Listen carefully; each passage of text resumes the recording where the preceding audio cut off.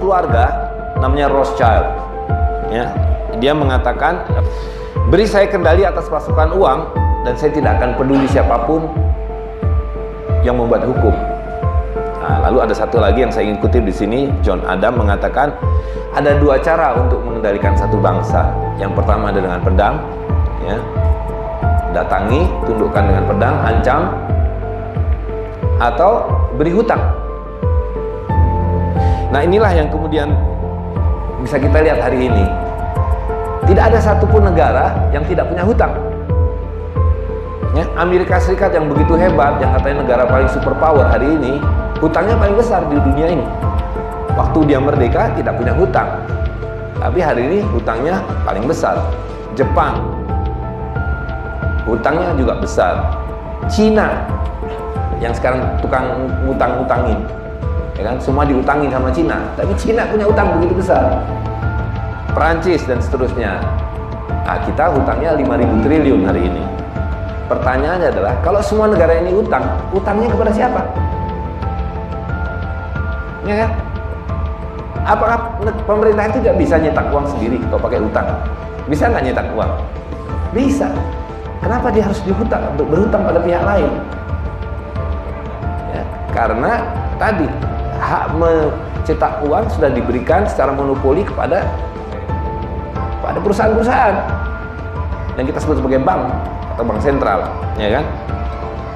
Nah, jadi kalau John Adams mengatakan bahwa Anda bisa mengontrol satu bangsa dengan hutang, nah, lihat buktinya. Semua negara punya hutang, dan dengan kata lain dia dikontrol oleh pemasok uang. Karena sistem ini batil, di mana dasarnya ilmu sihir, maka dia akan kolaps.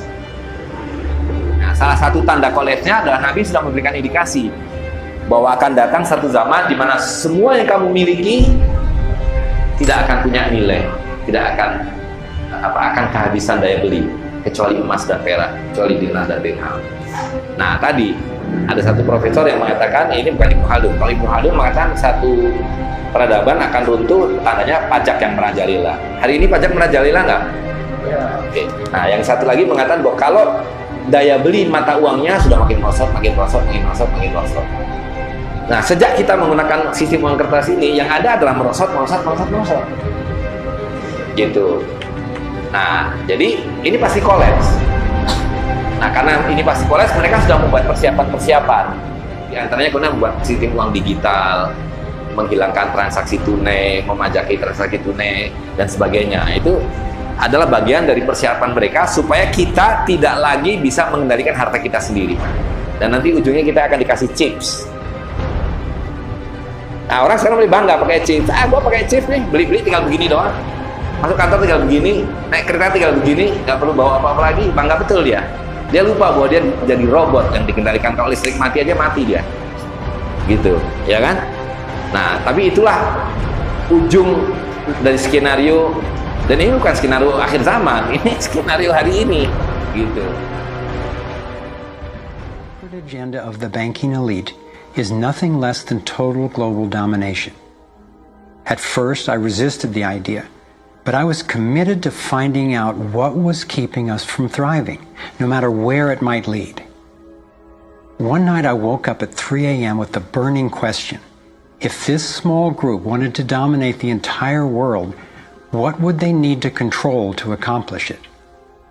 I jumped out of bed and started making a list. First and foremost, they'd have to control money, and they do.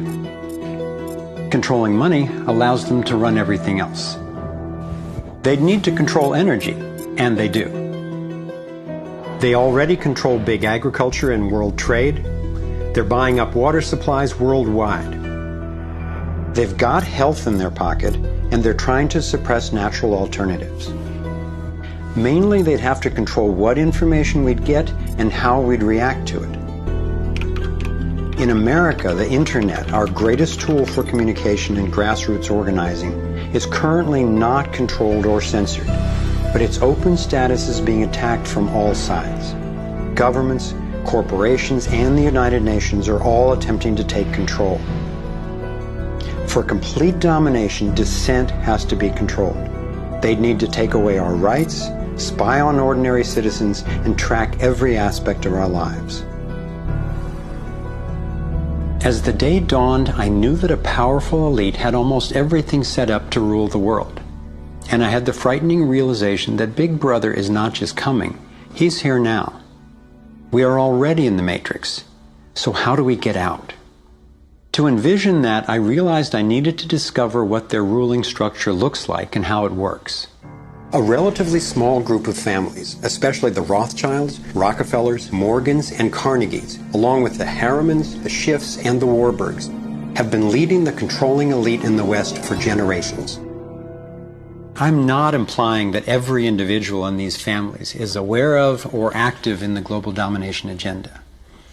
However, I'm convinced the heads of these dynasties control the corporate and banking interests that carry out the sinister scheme that is destroying so many lives.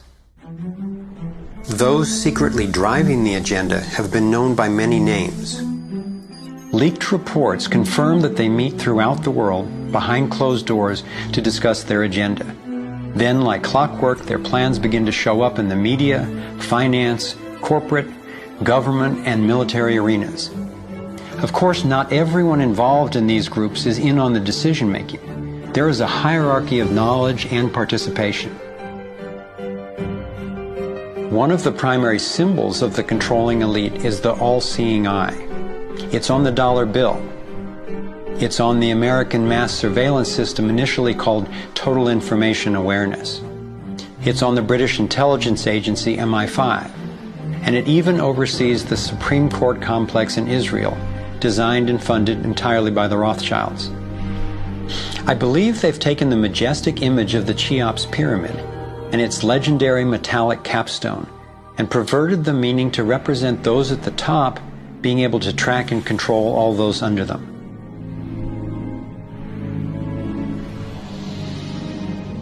One of the painful ways this information has been used is by people who want to promote anti-Semitism. They wrongly call this a Jewish agenda and continue the ongoing racism that undermines and destroys so many lives. Let me be clear, this is definitely not a Jewish agenda. It's been documented that central bankers even funded both sides of World War II, as well as some of the corporations associated with Hitler's atrocities against the Jews. Since these people have more money than their families would need for generations, and since they have the power to create money, I don't believe wealth is their end goal. After you have all the material things that you could possibly want in life, what is left to excite you? And for many people, the answer is power, global power. They became intellectually elite.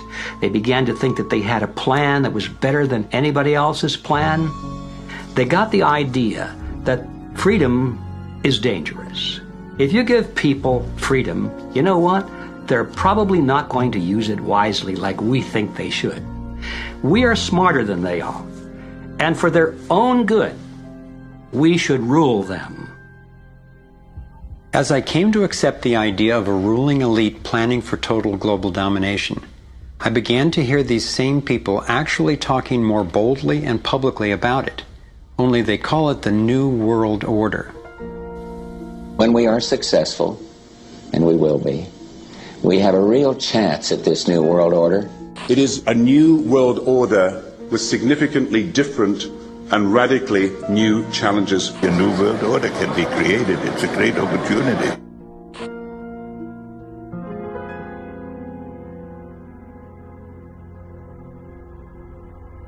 Given the condition of our world, a new world order can sound like a great idea. But I had to distinguish between what I was discovering about global domination, a one-world government run by an elite few, and the reality of our global interconnectedness, which is the realization that at a fundamental and even spiritual level, we are not separate, we are all connected. But the agenda for global domination is really the exact opposite.